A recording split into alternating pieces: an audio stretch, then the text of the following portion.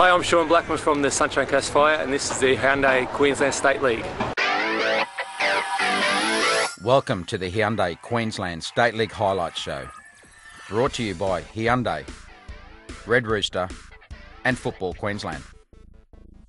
And our weekend round 20 match highlights come to you from the Cleveland Showgrounds, where 4th place Redlands City Devils hosted 3rd place Sunshine Coast Fire. Redlands were actually the last side to take 3 points from the 2008 champions when they triumphed 3-1 the first time they met this season. Neither side could afford to drop points here, with a number of teams still chasing just behind these two for the final spots. A loss here could take either side's destiny out of their own hands. The referee for the match was the experienced A-League official Chris Beath, and he got proceedings underway on a cool winter night on undoubtedly the best playing surface in the competition.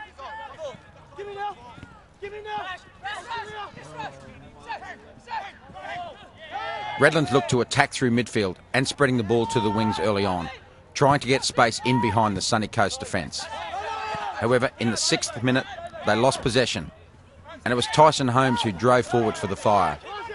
He was allowed room to run as the defence retreated and played an inch-perfect through ball for Sam Knight. Knight was in behind Raj Oshan, and he waited and clinically finished to put the visitors in front.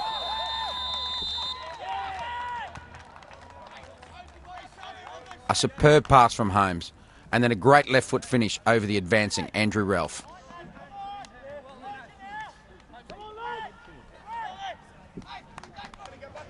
From a corner, Redlands were able to create a half chance, but no result. From the subsequent Graham Fife corner, a combination of the crossbar and Russell Woodruff forced the ball over the line for an equaliser. Fire keeper Anthony Hall under pressure, and Woodruff, as always, in the right spot to take advantage.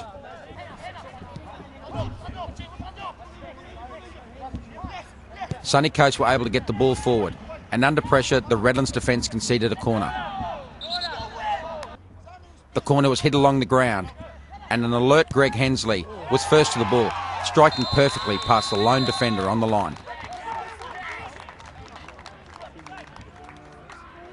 2-1 to the Fire, with a sweetly struck shot from the fullback.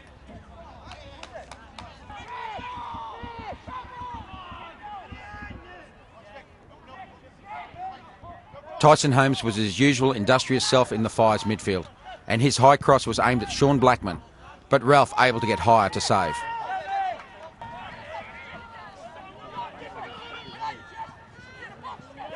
Redlands' Danny Burns' pace caused some anxious moments in the Sunshine Coast defence. The ball was only partly cleared and came to Russell Woodruff, but the Golden Boot leader was blocked by Hall this time.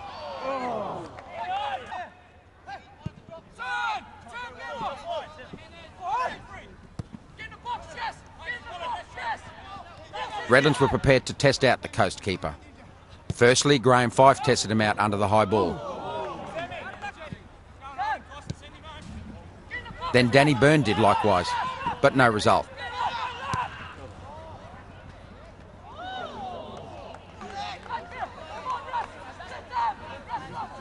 Fife repeated the tactic again, this time forcing a corner.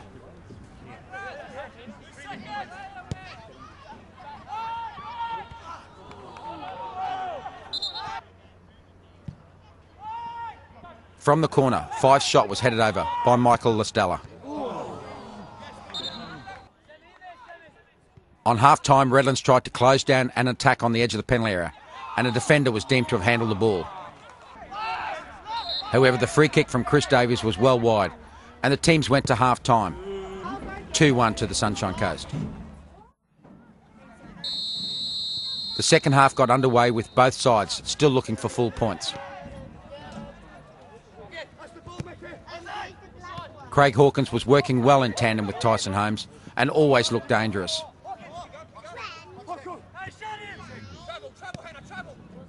His work led to a cross from Hensley, but easy for Ralph.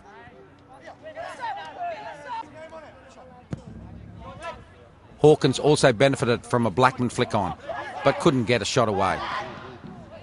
Redlands created problems from set pieces. Here Hall saved well and had to rely on a clearance from his defence. Jesse Lindemann had come on as a substitute in the first half. and his run was halted by a push by Ryan Love, and referee Chris Beath pointed to the spot. Golden Boot leader Russell Woodruff stepped up and sent Hall the wrong way.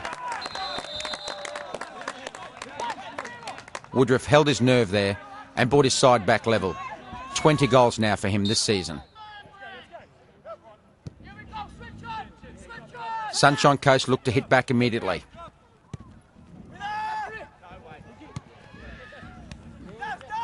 Davies won a ball in the midfield and played in Tyson Holmes. A great save there by Ralph as Holmes handles the rebound. Listella broke through soon after and shot wide, when maybe a cutback to Blackman would have been a better option.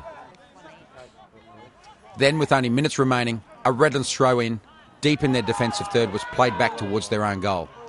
Jai Cross got past Ryan Bridge, who slipped, and Cross cut the ball back for Sean Blackman, who gladly slammed the ball home.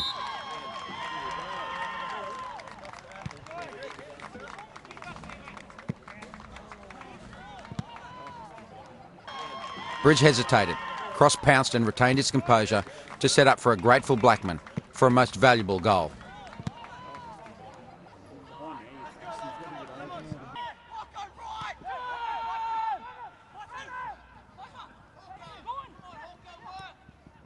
Redlands had one last chance when Fife came forward and found Woodruff. His cross fell to Byrne, whose shot was superbly saved by Hall at absolutely full stretch. The resultant corner was wasted, and soon after referee Beath's whistle signalled the end of an exciting match, with Sunshine Coast winners 3-2. And afterwards we spoke to both coaches to get their views. Obviously disappointed with the result, but I can't fault the lads' efforts tonight. I thought they really put in a couple of careless mistakes and we've lost the game, but I think it was a terrific game of football, a good advertisement for the game here. Congratulations to Sunshine Coast. It was one of those games I thought a draw might have been a fair result, but as they say, that's football. No, obviously we were very happy to come to Redlands. It's not easy to win here. Redlands is a very good team. I thought Peter Bannon's got them really well organised and played good football. Very competitive side. To come here and win was a massive result for us tonight.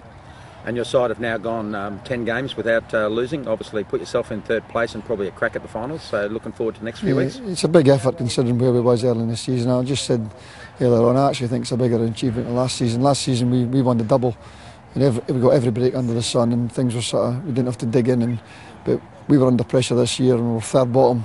Not so long ago we were third bottom of the league. We had to make a lot of changes and I think it's been a fact. We've actually gone away from home to Olympic, to the Strikers, to the Razorbacks, and now here, and got victories at every place. So it's a massive achievement. The game that we slipped up on was actually away to Logan, and although Logan played very well that day, we were twice in front and we missed a penalty. So I consider that a game that we actually should have won, and it should have been 10 out of 10. And to all the round 20 results, and as you saw on the highlights, Sunshine Coast FC cemented their place in this year's final series with a 3-2 victory over Redlands City Devils. The result means that the Devils were lucky to stay in the top four, with the score between NQ Razorbacks and FNQ Bulls the next day proving to be beneficial to the Devils. A composed and professional performance from Brisbane strikers was enough to see off the struggling Bundaberg Spirit 6-0 on Saturday night. Luke Morley managed a first half hat-trick, while Michael Butters, John T. Richter and Steve Unsworth were also on the score sheet. The 3 points turned out to be so valuable as other weekend results came to light. After Redlands were beaten the night before, NQ Razorbacks had the chance to take fourth spot in the competition.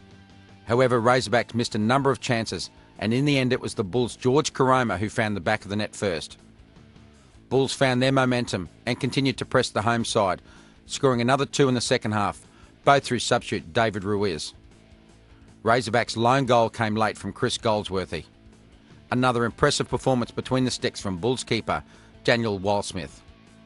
Logan United threw Olympic FC's finals preparation into disarray, beating the Yeronga Bay side 2-0. After a goalless first half, the returning Cameron Hunt found the back of the net, before under-21s player Reece Jackson doubled Logan's lead 10 minutes later. The game was only the second of the season where Olympic did not score any goals. Whitsunday Miners recorded their 4th win of the season on Saturday night, beating Capricorn Cougars 2-1 at home. A goal from Daniel Scott on either side of the half-time break sealed the win for the Mackay-based team, while the Cougars' only goal of the game came through an 87th minute penalty to their leading goalscorer, Tristan Fraser. QAS had the bye in this round. And to the points table at the conclusion of round 20. And with that win by Logan United at Olympic on Sunday night, the table takes on a whole new complexion. Olympic FC are still top, but only by 2 points over Brisbane Strikers, who have one additional match in hand.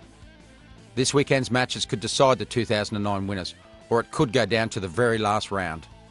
Both teams with very difficult matches this weekend, which we will look at